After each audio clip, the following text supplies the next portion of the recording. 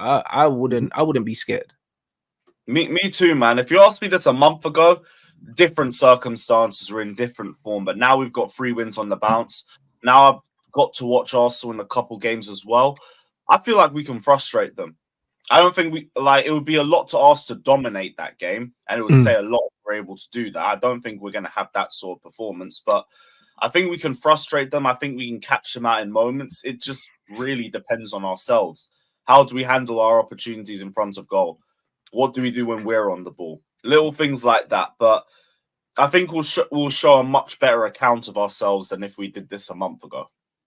Yeah, no, 100%. And this is it. I think Arsenal need to be at their best to beat Chelsea. Do you know what I mean? We wouldn't have said this a month ago. We would have said, you know what, Chelsea going to get rolled over. But I don't see that being the case, to be honest. If Chelsea can get a result, it'll be good, because you have lost there quite a bit, haven't you, at home to Arsenal? They've won their last 3 on the bounce at our ground. I filmed with Matisse yesterday. Big up Matisse. It was 1 win in our last 7 in all competitions. It's not been good. I remember back in the day, they used to come to our ground and they'd never get a shot on target, let alone a goal, let alone a victory. I've seen 1 victory there from Arsenal in the entire 2010s. Now I've seen 3 in a row. Like, it's got to change. It's got to change. We need to turn this place back into a fortress again. People are coming to the bridge and they're feeling confident. And it's happening over multiple years too. Like, the first thing we need to do is we need to make Stamford Bridge a fortress again. And this is the perfect game to start. Because, tell a lie, our last 2 league wins they came away. It was Burnley away, it was Fulham away. Even in our home record, still, we need to try and get that back up to speed. So, yeah, perfect game to start. Yeah, no, 100%, man. So you lot have been shocking against Arsenal since Baku. Hey, bro, that was the biggest game you played against Arsenal and you won it. You know, like that. But since still then, been their biggest game. Yeah, but it's been peak though. Do you know what I mean? So you man do need to pattern up. But I think it's gonna be all right. I'll be real. Like, if you're looking at the way both teams are playing, I don't even know if you'd say this is a derby. It's not really, like, do you know what I mean? It's a London derby, but it's not really a derby, innit? But I don't know. I mean, there's tension, there's hatred. It's just when you compare it to like Manchester derbies and North London derbies, and you could even say Birmingham derbies and such, it's not really at that level. Both sides, I guess, have clubs they hate more.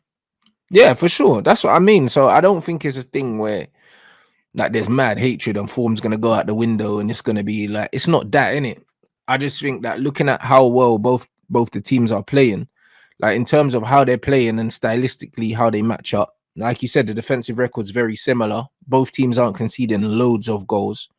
It's gonna be one of them ones where it's gonna come down to individuals, I think, to win the game. I don't think both teams are going in bad form anyway. Like, we could talk about their performances over a full 90, but both teams are getting results on the pitch. I guess maybe if you talk all competitions, then you could bring in the Lens performance, for example, which I kind of get. But in the Premier League, both sides have done pretty well the last few games. I could only say the last few games because we're 11th for a reason and all of that. But I expect this to just be Chelsea kind of defending on the back foot, trying to hit them on transition, which, to be honest, suits Pochettino and suits Chelsea a lot better. It's just about scoring first. As easy as it sounds and like as generic as the quote is, you have to score the first goal, right? Whoever scores first, I'd be surprised if there was a second goal after that point. I really just think it's going to go 1-0 on either side. Fairs. That's what I mean. Yeah, I can see it being a very tight game as well. It's going to be interesting. When is that? Sunday? Saturday, 5:30. Ooh. I think you guys you guys play afterwards. You're the 8 o'clock. Yeah, they might give us an 8 o'clock, bruv, on a Saturday, bro. That's dead, bruv. I don't even know what that's about, bro. Like, I don't even know what that's about. I can't even stream a review in the evening now because of it. I gotta wait till Sunday. Yeah, I don't even know what that's about, bruv. I'll be real. 8 o'clock Saturday, but boy, they started doing this a lot more now. Yeah, but like they're doing some money grab. Yeah, some money grab. They're doing it on Sundays now too. Wasn't there meant to be a new rule coming into place? So they're going to do Sunday 7:45 kickoffs or something like that. Yeah, but the thing is, how do people get home and then people got work in the morning? Do you know what I'm saying? That's why the Sunday 7:45. If you're traveling away It's crazy. Like, it doesn't make no sense. But this is the Especially point. Like, Burnley away. but this is what I'm saying. These man don't care. Yeah, these man actually don't care about the fans, and this is why I Mhm. say, yeah, when it comes to the fans and stuff like that, when it comes to making their voices heard and that, them man need to understand that it's okay, bruv. You can just boycott the thing, bro. It's not that deep. You know them ones, man, are just like, oh, you're not a real fan if you, bruv. I'll boycott the thing, bro. Because these men are violating. The more you allow them to do that, the more they're gonna keep doing it. Like, there needs to come to a point where man need to put aside all this tribal nonsense, yeah, and literally just start moving mad. That's the The only way problem to. is that someone will always buy those tickets after that. Yeah, but I'm I think. not saying sell the tickets. I'm saying protest, bro. I'm not saying sell the tickets, bro, because Oh, or like give do a the little tickets, thing bro. outside the ground Yeah, before hell yeah, games. go to the game, but don't go to the game. You know, like that. Like, that's what man need to do. Man, go to Oh, the what? game, Just man. like buy the ticket and be like, well, I ain't going. Let's And not you even can have buy the it. ticket. A lot of man got season tickets, bro. Man just be outside having a barbecue, fam. You know, like that man's just not while the game's on. No, like I feel that. like I'm a bit more lucky in the sense that I live close to my ground, so it wouldn't really make that much of a difference. But for away games, I hear it. If you're doing Manchester United away or something, or you're going up to Liverpool, Burnley, Newcastle, that Mm. crap is long. But I think it's just a case of like the more you go to games, I think the more willing you are to skip one or two if you don't like the circumstance of it. 5 years ago, I would have got 100%. I would have gone and I did a Thursday night kickoff at Burnley. Traveled at 11 a.m. I didn't get back till 6 a.m. the following morning. I did that because I wasn't really that used to going to games. Thought it'd be a nice experience. You give me Burnley away on a Thursday night now, Not my ass going. is not going. I am Yeah, not but going. I didn't even go for the Saturday 3 p.m. I ain't doing no Thursday night. yeah, but this is what it is. Like, the more, yeah, the more used to games you are, yeah, the more likely you are to do stuff like that. And this is why what makes me laugh is you get these top reds, yeah, that are like, yeah, we're proper United fans and that because we go to all the games, yeah. And then, bro, these are the same brothers that leave after 70 minutes, blood, to miss the traffic. You know them. That's what people don't understand. Like, the more you go to football games, the more you're desensitized to the whole thing. Like, I don't like football matches, bro. I don't like them, bro. Do you know what I mean? I'm so used to going to them, and I don't like being in crowded places, and I especially don't like being around drunk sniffheads, bro. Do you know what I'm saying? So it's one of them things where I genuinely don't like going to football matches because I don't like the people there. Do you know what I'm saying? And I don't A like lot of people say like going to match days, like the match is the least important part of it, and it's more like about the link up and just meeting up with But your that's what friends. I And mean. It's a vibe thing. Do you know what I'm saying? But bro, like, I don't need to be around people like that. You know what I'm saying? Like, it's just not that deep to me, bro. Man got like 5 friends, blood. I don't care. You know, like that. Like, this is what I'm on. Like, I'm not on going out and just being around a bunch of sniffheads, bro. Do you know what I'm saying? And then when it kicks off, man's just there. Do you know what I mean? It's weird, bro. Like, the atmosphere on and then end football up days. going to the game and just regretting it anyway. But that's what I mean. The atmosphere on match days is weird, bro. Especially if your team lose. You know, like that. Especially, you know that when your team Yep. loses and you're the one black face there, bro. It's long, fam. You know, like that. And that's why football matches are weird, bro. I don't really like them. Do you know what I mean? I don't really like them. So it's one of them things where, like, it's nothing. Once you've been to Stamford Bridge or you've been to Old Trafford 100 times, you've been a million times, bro. Like, it is what it is, man. Leave when man leave. Like, do you know what I'm saying? So when all these guys are trying to do the holier than thou thing, yeah, I've been at Old Trafford bare times where United have been getting cooked and man have just left. Bro, I remember we were 3-0 down to Arsenal and there were fans walking out before half time last season. But there It you was go. like, fuck that. Man United away, another one. I could Yeah. list the ways off the top of my head. Fucking Brighton. No, not Liverpool. Which other one? City. All 3 of the times we lost there last season. Like we've had some terrible away trips and home trips as well. Bridge has been half empty at some home games under the Lampard era last season because people just can't be bothered for it. That like for some reason my dumbass decided to do every home and away last season, but this season was where my patience was like, nope, It's long, not bro. doing it again. It's Bournemouth long, bro. couldn't be bothered for it. Burnley couldn't be bothered for it. I'll do Mm. Newcastle because there's a good night out involved in that.